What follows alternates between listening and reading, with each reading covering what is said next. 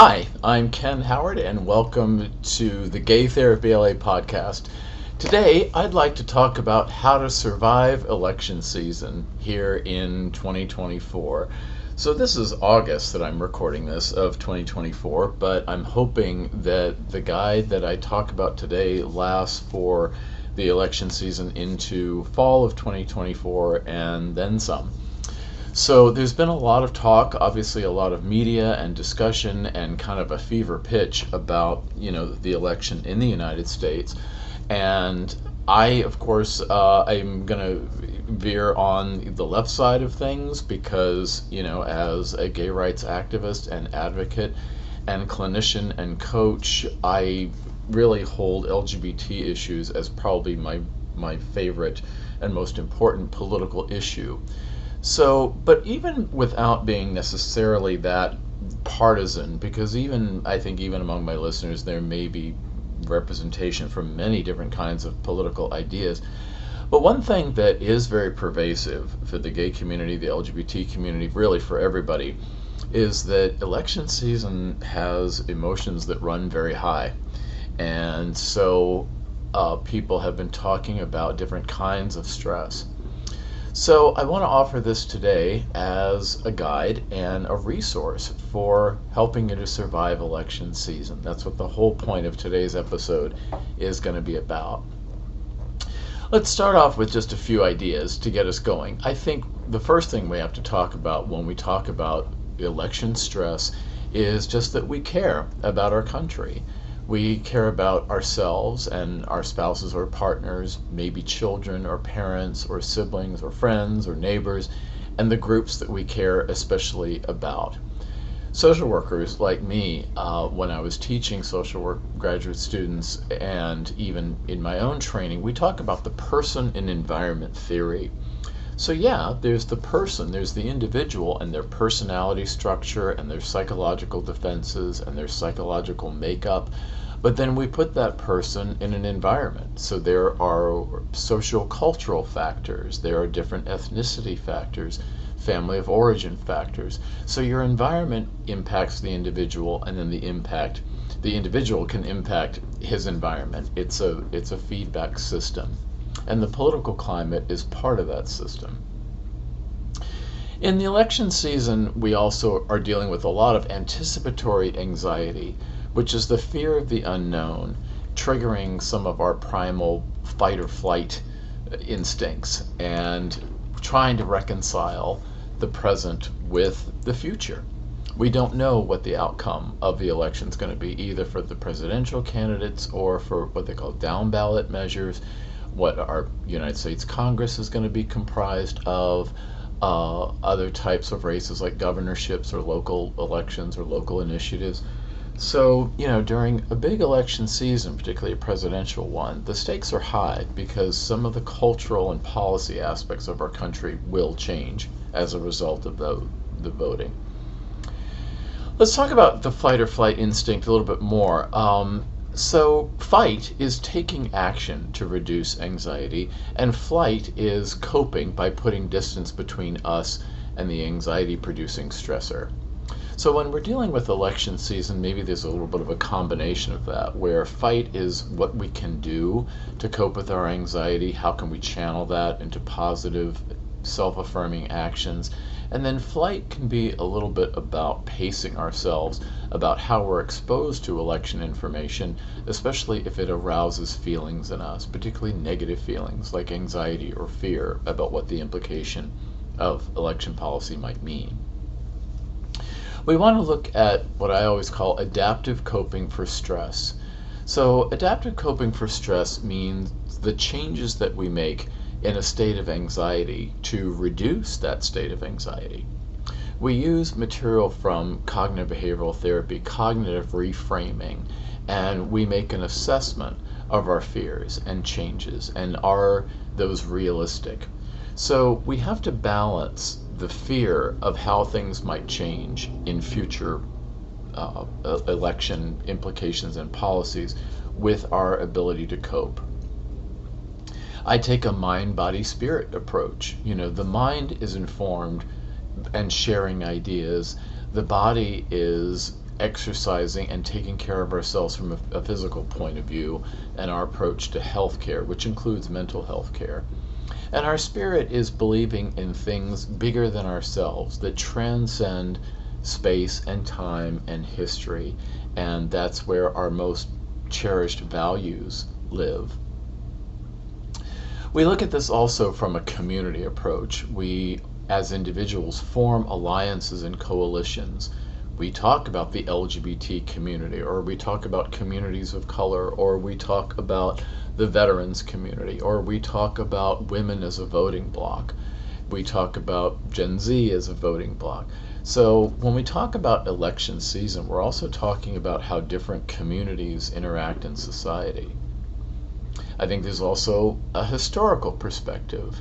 We're not the first to feel election season anxiety. This goes back in the whole history of any country that has elections, but certainly in the United States, where, elections are a time of fever pitch nerves, because it really is a fight for who is going to have the controlling share, so to speak, of policy decisions, and what that does, what cultural implications that has for a nation's society. We also have to look at the practical preparations that we have in election season. We have to live a stable life. We have to stabilize our emotions and our functioning in order to protect our health, physical and mental health. We have to stabilize and protect our money. We have to make a living and have an income and be able to function in this commercial capitalist society. We have to identify and protect our resources for coping, our home, our loved ones, our family, things like that. I think there's also, when we look at surviving election season, we look at the importance of hope and self-empowerment. We're not helpless in this. We are needing to rally our inner resources of a sense of hope and empowerment, that even though tensions run high in an election season with anticipatory anxiety of who's going to win and what that's going to mean for us, we also have to have a sense of hope that no matter what happens, we're going to have to do the best we can to live the best quality of life possible. And how to survive election season, in short, I think is about rallying our resources. Do we access psychotherapy to process our feelings? Do we receive coaching in order to have a game plan for how we can behave and approach things in a way that puts our best foot forward in our functioning? Can we rally our spirituality and have solace and comfort from believing in the things that are really important to us? Can we connect with nature? Can we understand the world around us from the natural point of view in the natural world? Can we relate to exercise? If we take care of our bodies, we go a long way to taking care of our lives and our spirit, because it gives our bodies, our physical machine, the fuel to function in all different kinds of settings. Can we connect to our friends and family? You hear during an election season about conflicts among friends or conflicts within a family about political issues and support of one candidate versus another. Are there resources that help us to feel better about election season, such as reading books that the candidates might write, or that analysis books? Are there other webinars or even courses that we could take that speak to these kinds of things? So now let's kind of look at what I call Surviving Election Season, the Mental Health Guide. So I think the first part of this that I've outlined for us today is what I call Module 1, Understanding Election Anxiety. So what is election anxiety?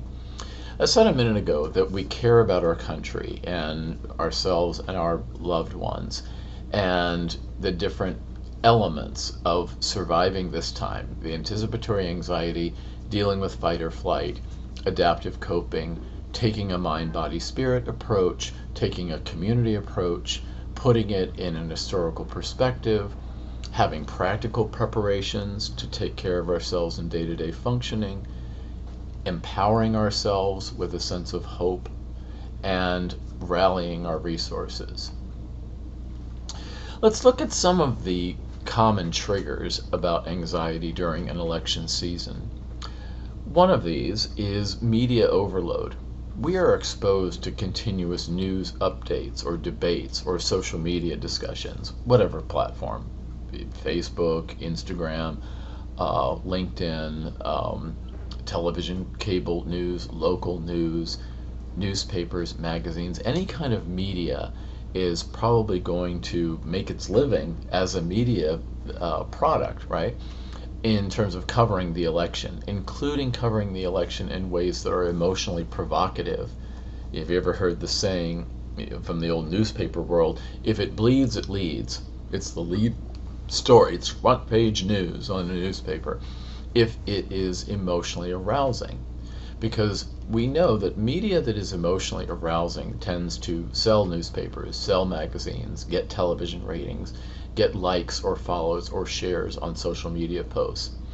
So the upside of that is that we can be informed. The downside of that is that it can lead to kind of a media overwhelm about election emotions on purpose by the media companies. We might be affected by political debates or social media conflicts. We may have exposure to views that affirm ours and agree with what we believe, and then we also might have exposure to opposing views. And certainly you can see on social media getting into online arguments, which is kind of an unhappy task. We can have uncertainty about future policies and their impact. There are lots of concerns politically about health care. Who has access to that, and what does it cost, and what are the rules about accessing health care? About education, what can be taught? Are books going to be banned, or are there going to be gay-straight alliances in schools or not? Is there going to be a certain kind of history of teaching? The controversy about whatever this critical race theory is, which is, I think, kind of a buzzword by the right wing. What about women's rights? What's going to happen with those and women's reproductive freedom? What's certainly going to happen with LGBTQ plus rights, particularly for trans people that have been the target of this weird political attack. Trans people are a very important minority population, but they are a minority population. A lot of these people have been talking about trans people when they really don't have business doing that. They're not affected by these things.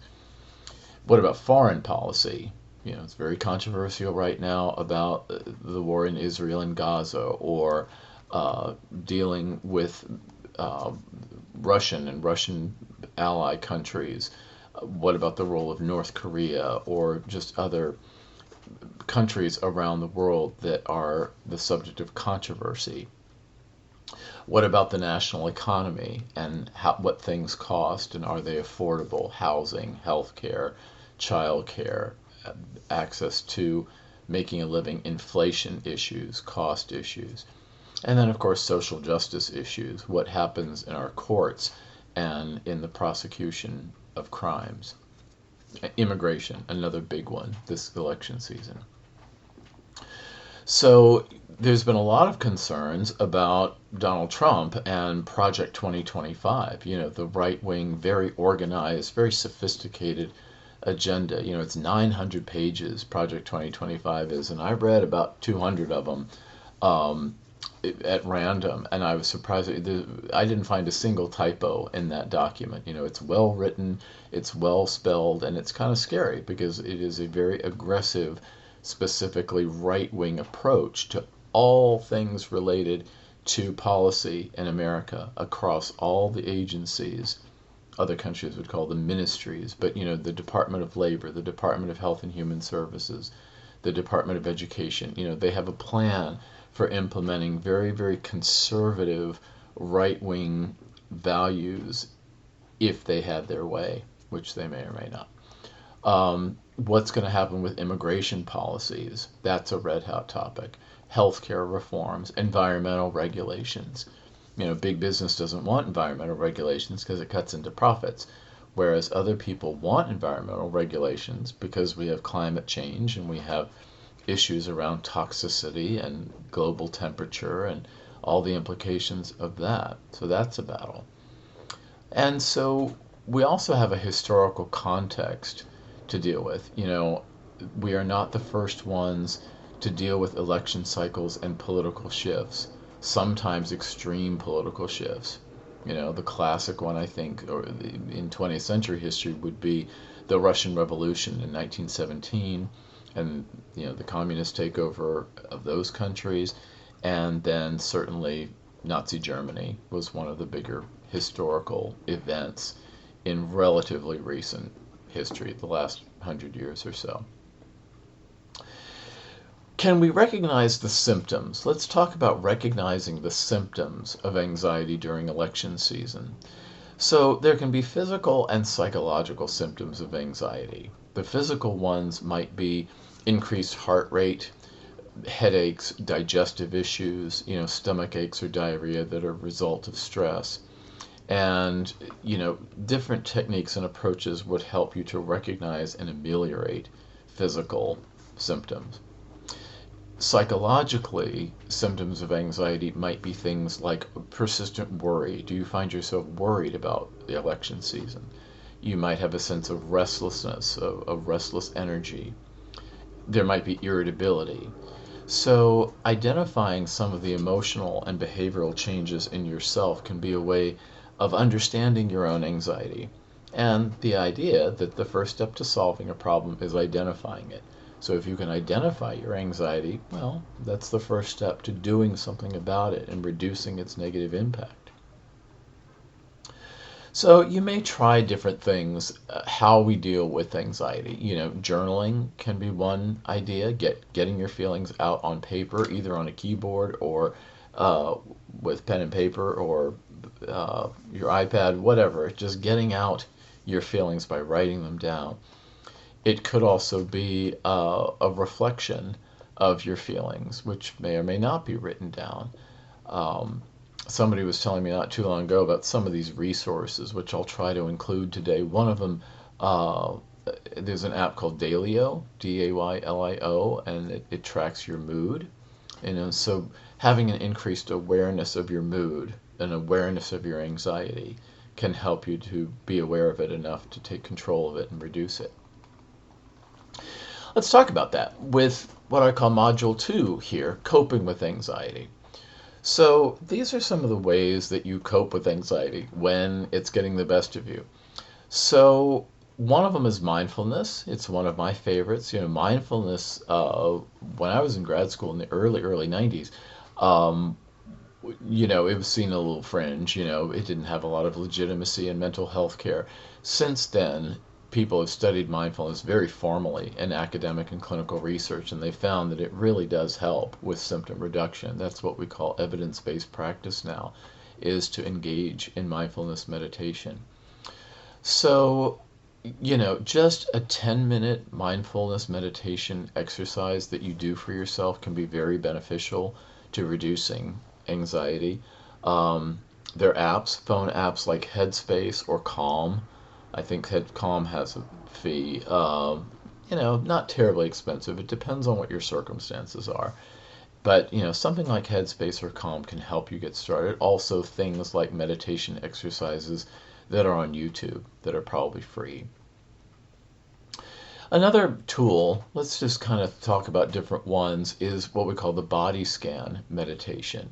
So it's where you sit comfortably, probably with your eyes closed, scan your body from the tip of your toes at the very bottom all the way up through your legs and your torso and your head, and just notice, be observant of where the tension is and where you feel it in your body.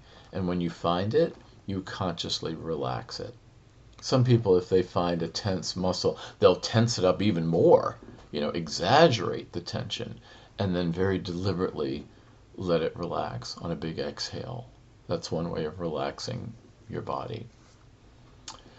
There can also be things like deep breathing exercises. So breathing exercises can be things like breathing in on a count of 4 and breathing out on a count of 4. In on a count of 4 and out on a count of 4. Now that rhythmic, systematic breathing is known to be associated with relaxation, kind of like when you're falling asleep. But the rhythm of the breathing is a part of the meditation and the self-care. You know, I think that another anxiety tool can be about your environment. Um, there's a book that somebody recommended recently, and all this about decluttering and organizing your space. A lot of people can be anxious because of the clutter in their space.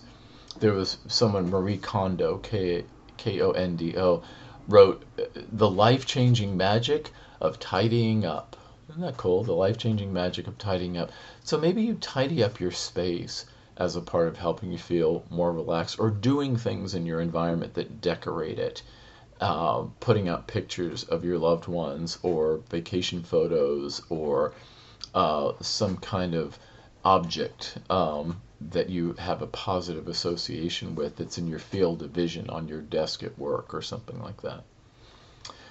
You might incorporate very calming elements to your environment, like things like live green plants or soft lighting.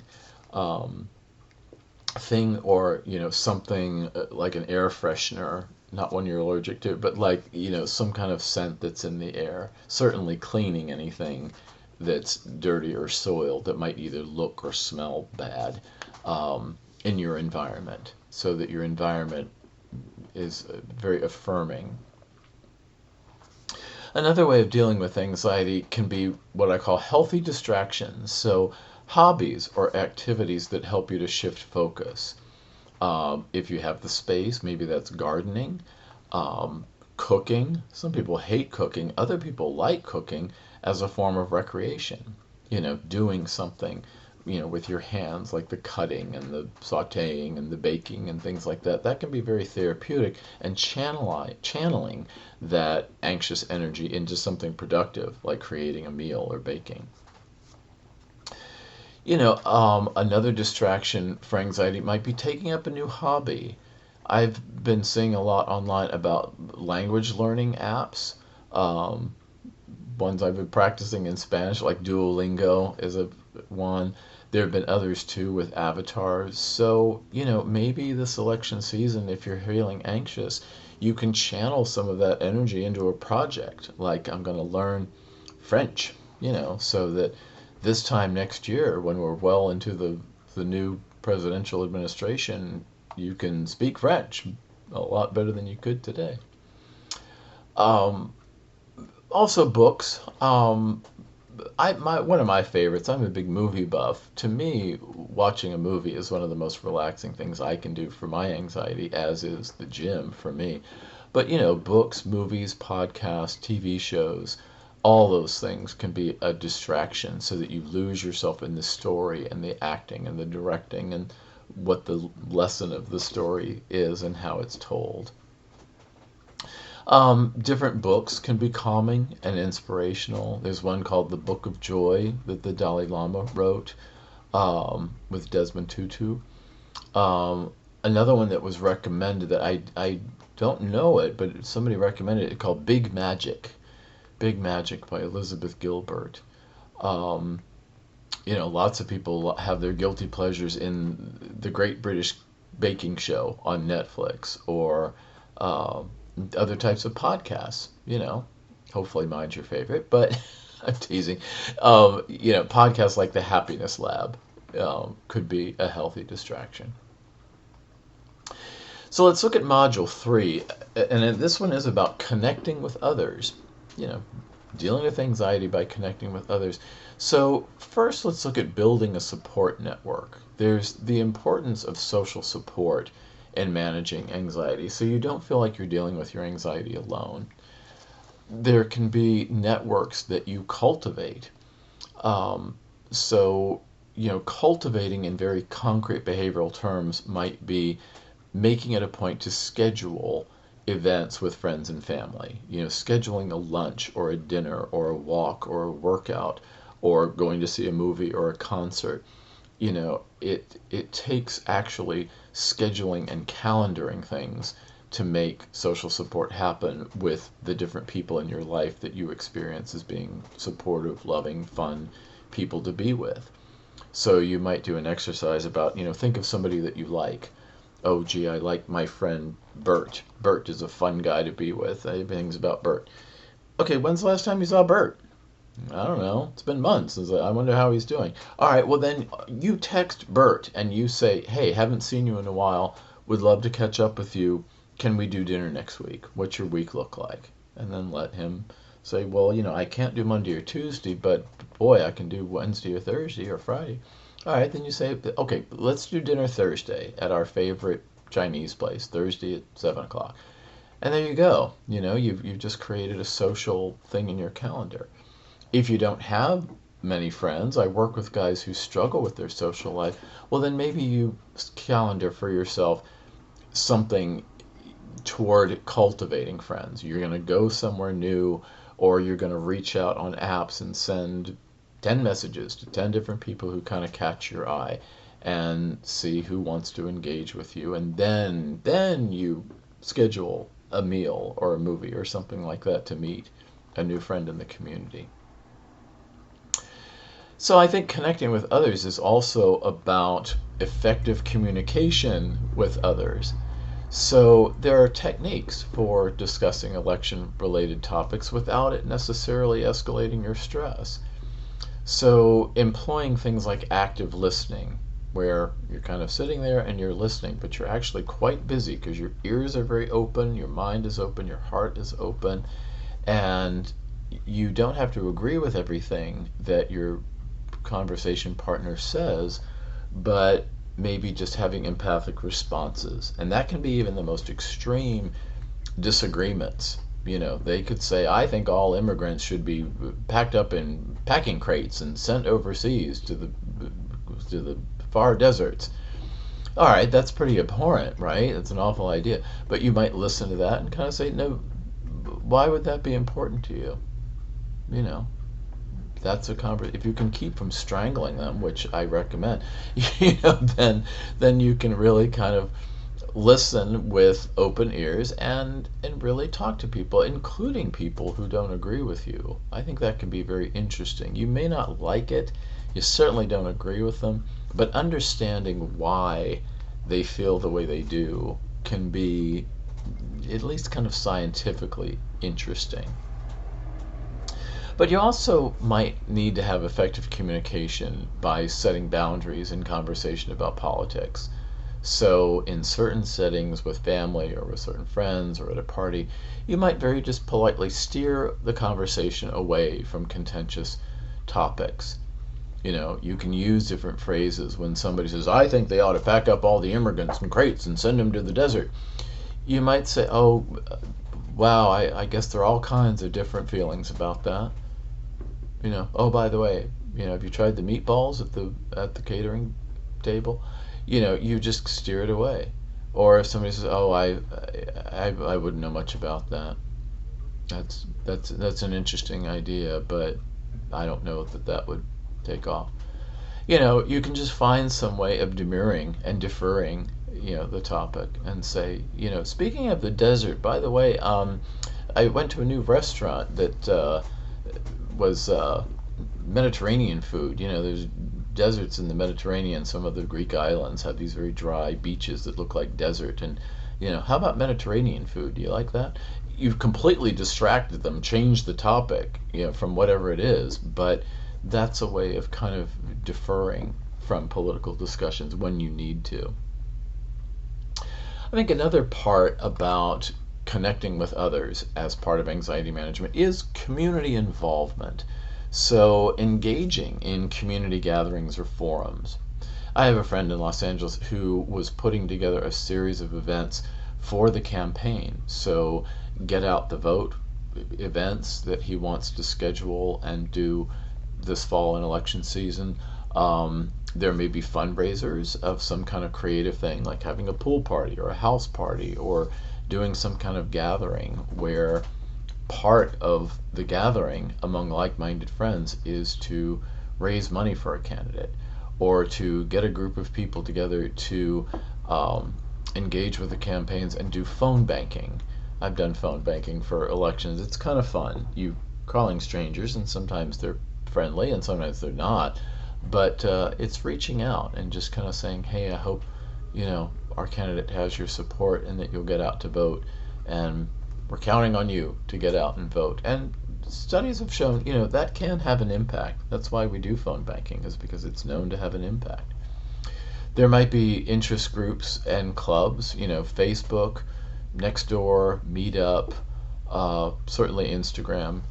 There would be different kinds of groups that publish news stories or memes or a way of connecting with like-minded people. um, Somebody was telling me about websites like Volunteer Match and Idealist, using resources like a website to find opportunities to be a volunteer.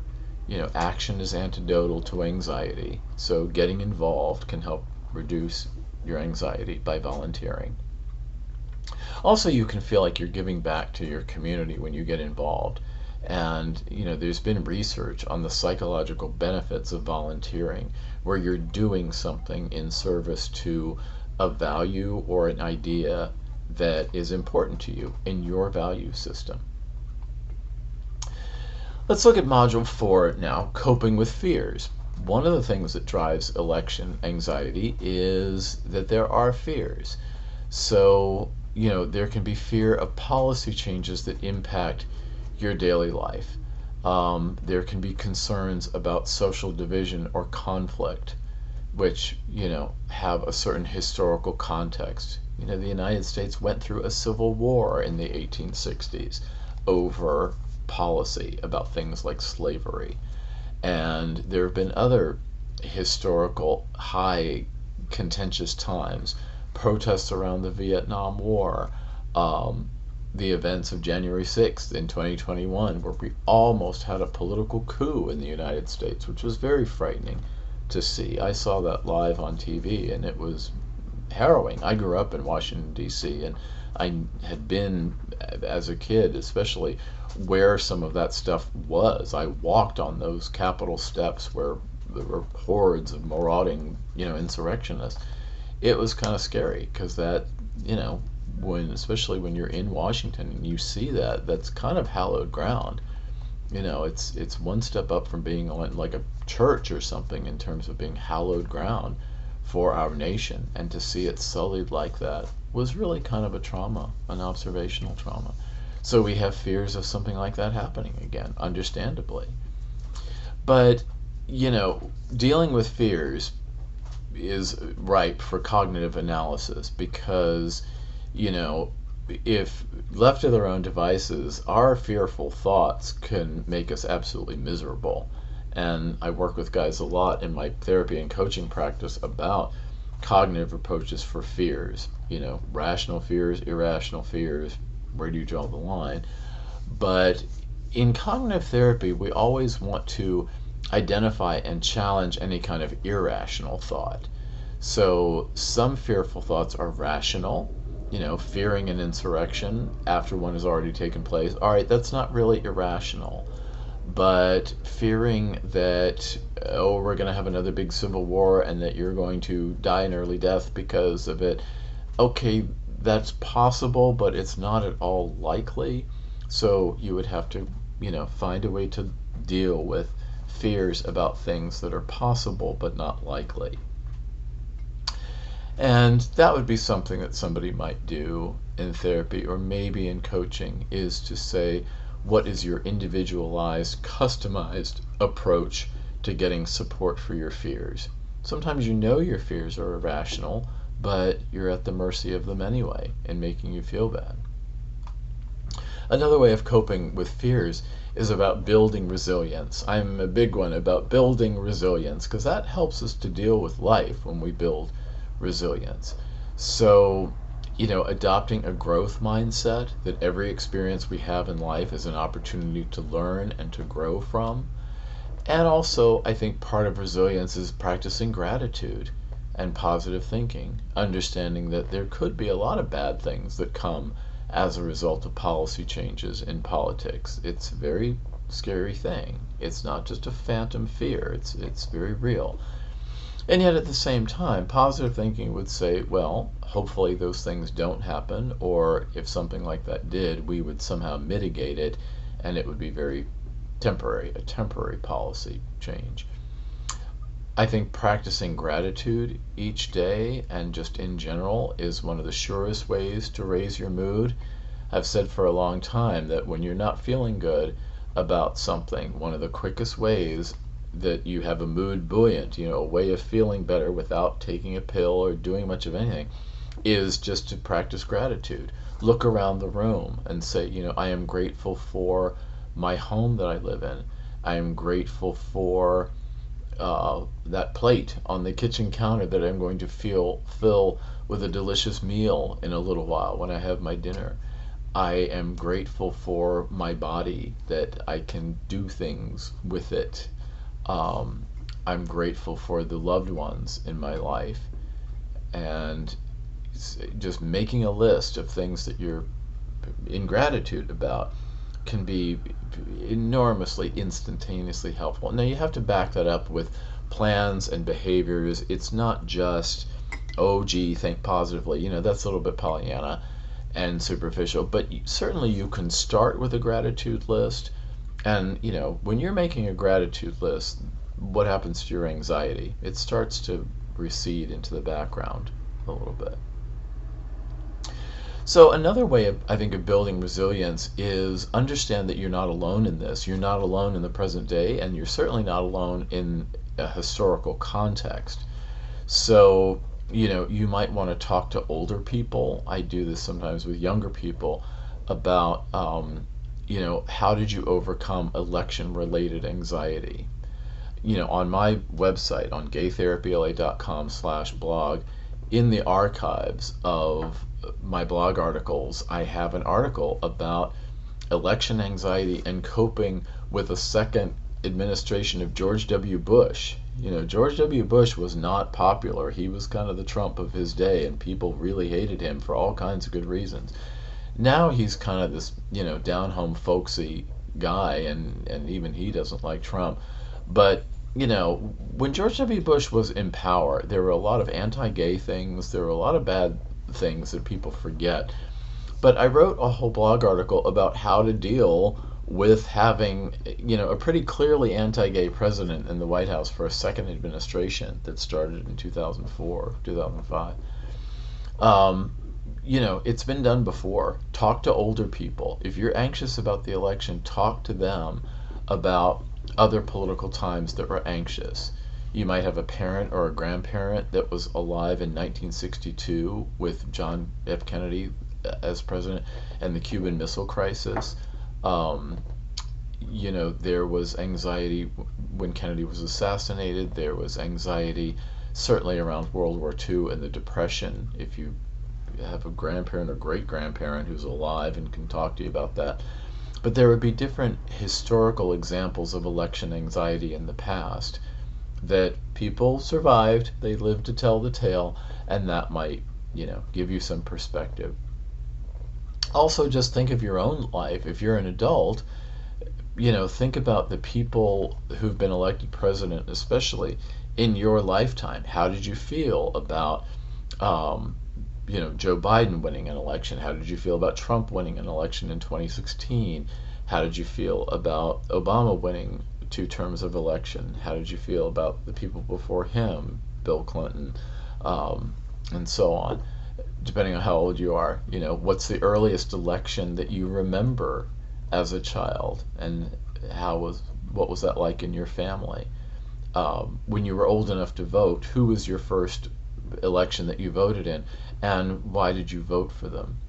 So having that perspective that political elections are a part of life, just like other life events, can put things in a certain perspective.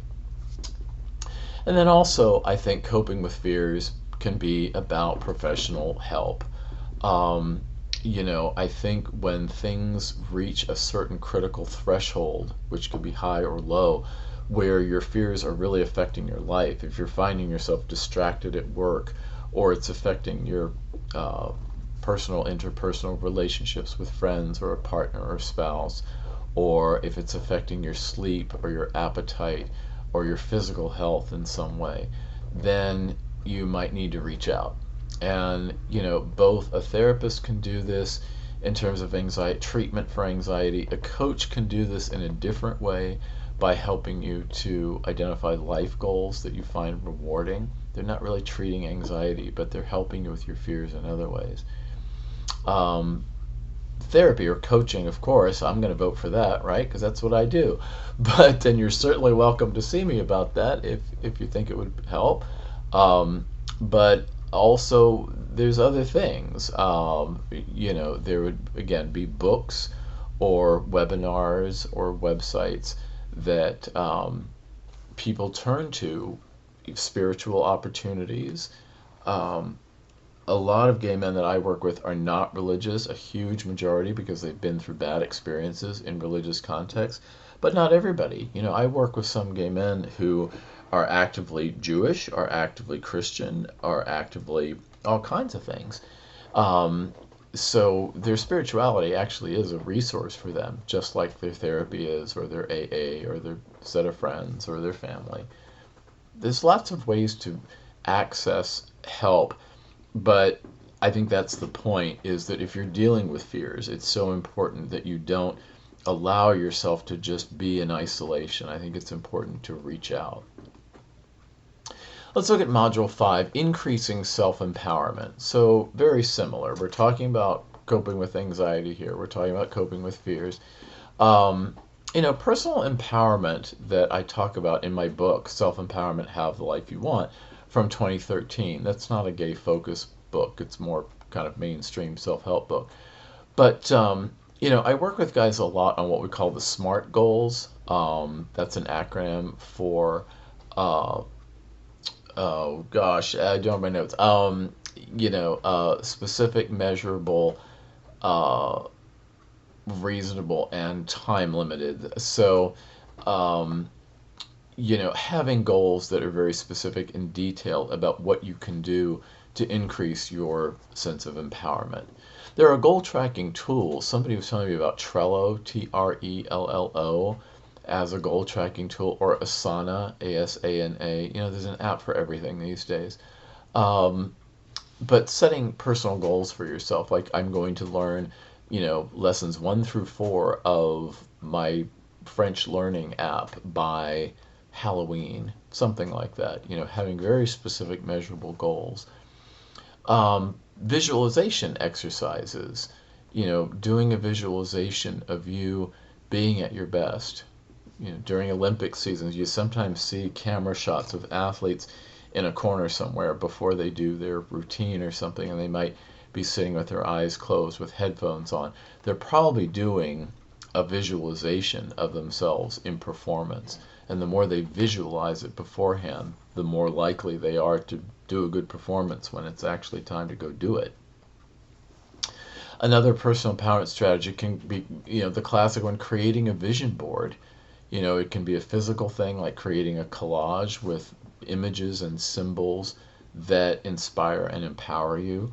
Or you might create something from a creative standpoint. It can be with watercolors or paints or clay and sculpture. It can be something online like Canva. It could even be things like an AI image prompt that you're creating images that you find beautiful and inspiring and comforting. Self-empowerment can also be through advocacy and activism. And these are important things. I admit I get a little hot-headed on things like Instagram. I will make snarky comments because I feel so strongly about fighting back against injustice against the LGBT community that I will speak up. Because I think if we don't speak up from an activist standpoint, we are vulnerable to oppressive actions getting the best of us. I do believe that you have to be active, you have to be an activist, and you have to fight back, or else very oppressive, even murderous political things can happen. The lessons of the Holocaust, or the lessons of other types of oppressive political acts. somebody was telling me about writing to your elected officials using something called ResistBot, ResistBot, ResistBot. Um, Indivisible and Move On are ways of getting involved in things like peaceful protests or campaign work, making phone calls or emails to elected officials and just stating an opinion.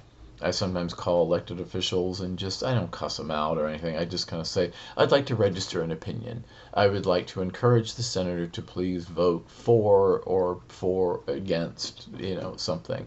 But I just call up and say, I want to register an opinion. And then they put a little hashtag and for and against and tally them up at the end of the day. But advocacy and activism is a way of increasing self-empowerment. And when you increase self-empowerment, you reduce anxiety. You can have self-empowerment through knowledge. How do you stay informed about things? Do you look at, not Fox News, CNN, MSNBC, the New York Times, Washington Post? Now, these are corporate media, and they have their biases. They were so biased against President Biden and almost forcing him to drop out by constantly harping on his performance at the big presidential debate. Somebody was telling me about an app called Feedly, Feedly, or Flipboard.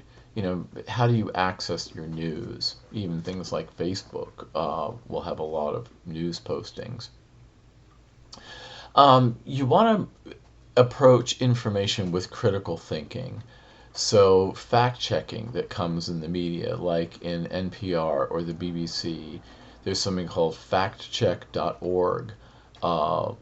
Another one called Snopes. Snopes is a good one for going and saying, is this rumor true or is it not? And the staff of Snopes.com will investigate and declare it to be true or not true or maybe partially true. So having reliable and trustworthy news sources is really important, because if you get a hold of bad news, it can raise your anxiety for something that isn't even true. Let's talk about Module 6, self-care throughout the election season. So election season is a long, multi-month process, and so you're going to have self-care throughout all this. So a daily self-care routine might have morning and evening rituals, the things that you do to take care of yourself first thing in the morning, like maybe stretching or having your morning coffee or tea or taking a walk in the morning or doing something that you find nurturing as part of a routine each morning.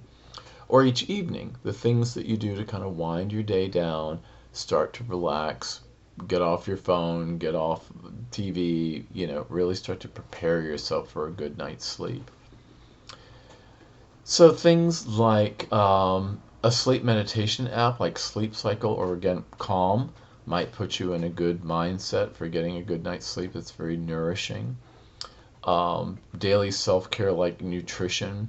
MyFitnessPal is an app that I use that tracks macros and about your diet if you're looking at how to eat well. You might need to do self-care through a certain amount of titrating your exposure to media.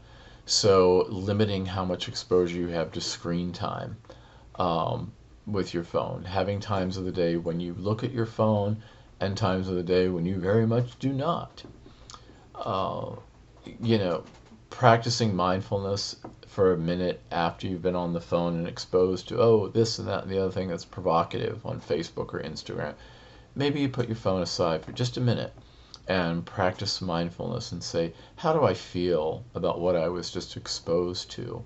And how do I recover from something agitating that I was exposed to? And recover your emotional equilibrium after you've been stimulated by something you've seen online, for better or for worse.